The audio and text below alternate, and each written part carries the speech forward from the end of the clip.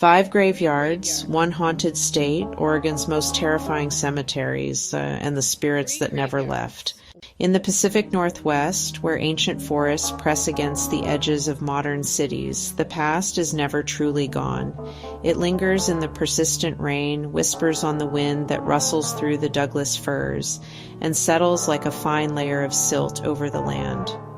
Oregon, a state forged by the relentless spirit of pioneers, is a landscape saturated with stories.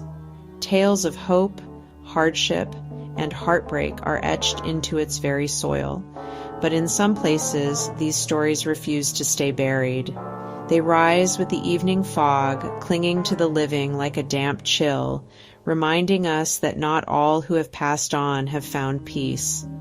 These are the places where the veil between worlds feels impossibly thin, where every shadow seems to hold a shape, and every rustle of leaves sounds like a footstep.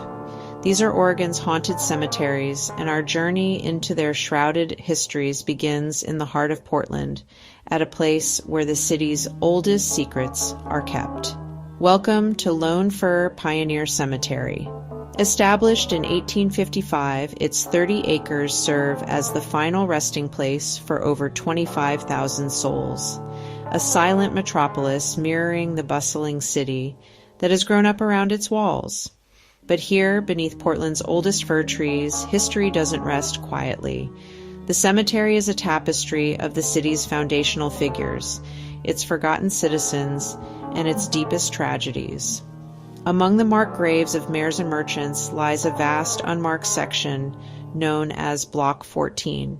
Here, thousands of Chinese immigrants, patients from the Oregon Hospital for the Insane, and the city's indigent were laid to rest without ceremony or stone. It is from this ground, saturated with anonymity and sorrow, that many of Lone Fir's most chilling legends emerge. Visitors and paranormal investigators have long described an overwhelming sense of melancholy that permeates the air. They speak of ghostly figures rising in the fog, apparitions that seem to drift aimlessly between the tombstones, their forms indistinct and sorrowful. One of the most frequently reported encounters is with a tall, gaunt man in 19th century attire, often seen near the cemetery's center. He is believed to be the spirit of James C. Hawthorne, the controversial co-founder of the nearby asylum. Witnesses say he wanders the grounds with a heavy heart, eternally checking on the patients who were buried here in anonymity, his presence marked by a sudden drop in temperature and the faint, inexplicable scent of formaldehyde. Another spectral resident is the Lady in White, a female apparition often seen weeping over a specific, unassuming grave. Legend says she lost her husband in a tragic shipping accident and spent the rest of her days in mourning, a vigil she continues in death. Those who approach her report hearing soft, mournful sobs that seem to come from everywhere at once, and a feeling of profound, shared grief that is difficult to shake. But perhaps the most unsettling phenomena are not what is seen, but what is felt. Many who walk these paths report the distinct sensation of being followed, the feeling of unseen eyes watching from the shadows of the ancient trees. They describe a deep, clinging sorrow that follows them home, a psychic residue that lingers long after they leave the cemetery gates, a final, ghostly souvenir from the souls of Lone Fir. Number 2, Riverview Cemetery, Portland. High above the Willamette River, nestled in the West Hills, lies this sprawling, silent expanse. Founded in 1882, it's one of the oldest and most beautiful final resting places in the Pacific Northwest, home to generations of Portland's most influential families. But for all its daytime tranquility, when the fog rolls in from the river, a different side of Riverview emerges. The air grows heavy and the silence becomes something you can feel. Locals and late-night wanderers have long shared stories of an unnerving presence here. The feeling, a profound, unshakable sensation of being watched, a prickle on the back of the neck that urges a quickened pace. This is often accompanied by sounds that don't belong. The sound, a crisp crunch of gravel on an empty path, or faint disembodied whispers carried on the wind. The focus of many of these chilling tales is a single imposing structure, the mausoleum of the Addams family. It is here that the legend takes its most distinct and terrifying form.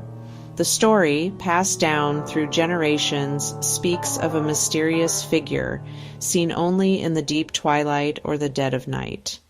Witnesses describe a tall, gaunt shape completely obscured by a dark, hooded robe.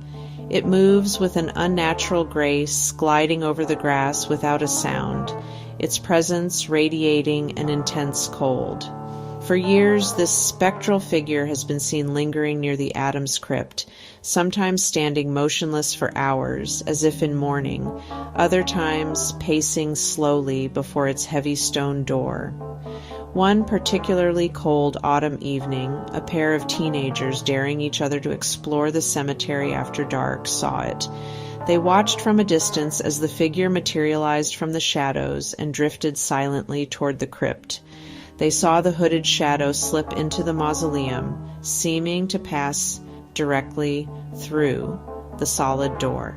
Terrified, they waited, but the figure never reemerged. According to the legend, once the watcher enters its chosen tomb, it does not return.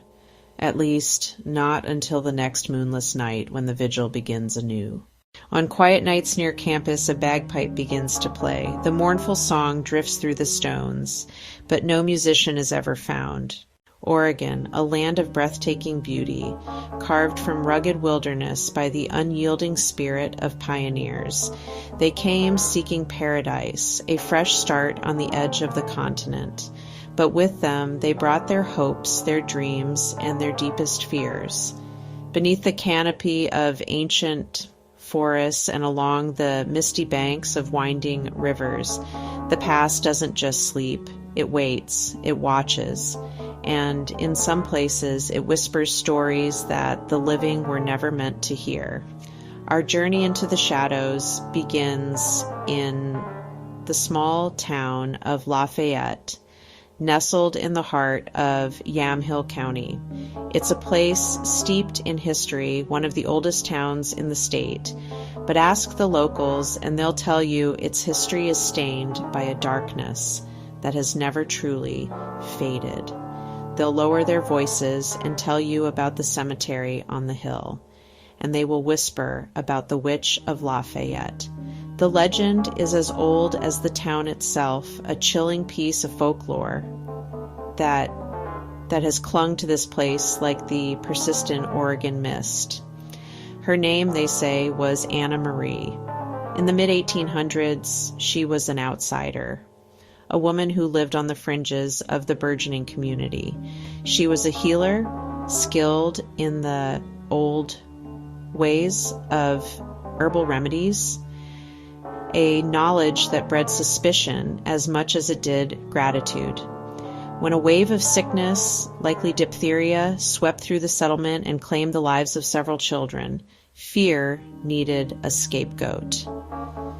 And the town's fearful eyes turned to Anna Marie. Hysteria took hold. Her knowledge of herbs was twisted into evidence of witchcraft. Her solitary nature was seen as proof of a dark pact. A swift, merciless trial, fueled by grief and paranoia, sealed her fate. They dragged her from her home, not to a courtroom, but to a large oak tree that once stood near the town's bridge. Hanged long ago under a sky as dark as the town's heart, Anna Marie did not go to her death silently. With her final breaths, she is said to have laid a curse upon the town and its people, a promise that her spirit would never know peace, and neither would they. Her body was buried in an unmarked grave in the Lafayette Pioneer Cemetery, an outcast even in death. But her curse lingers. Eerie female laugh, barely audible. Today, the cemetery is a place of profound disquiet. Visitors and paranormal investigators alike report a litany of unsettling experiences. The most common is the sound of disembodied laughter in the dark, a chilling, mocking sound that seems to echo from the very trees that surround the grounds. One group of investigators in the early 2000s were setting up their equipment near the cemetery center when they all heard it, a woman's laugh clear as day coming from a section of unmarked graves. Their audio recorders, however, picked up nothing but silence. Another story tells of two teenagers who, on a dare, visited the cemetery late one Halloween night. As they approached the supposed area of Anna's grave, the temperature plummeted. Their flashlights began to flicker and die, plunging them into near total darkness. That's when they saw it, a tall, slender shadow figure detaching itself from the trunk of an old oak tree, moving towards them without a sound. They fled, not stopping until they were back in the safety of the town's streetlights. But perhaps the most unnerving phenomenon is the voice. It's been captured on EVP recordings, a faint female whisper that seems to ride the wind. It often materializes when visitors stray too far from the main path or linger too long after sunset. It's a voice of pure malice, a voice that carries the weight of a century-old injustice. In Ashland, the pioneers never truly sleep. At dusk, some swear the statues move, and the dead rise again to tell their stories. Which haunted cemetery should we explore next? Comment below if you dare.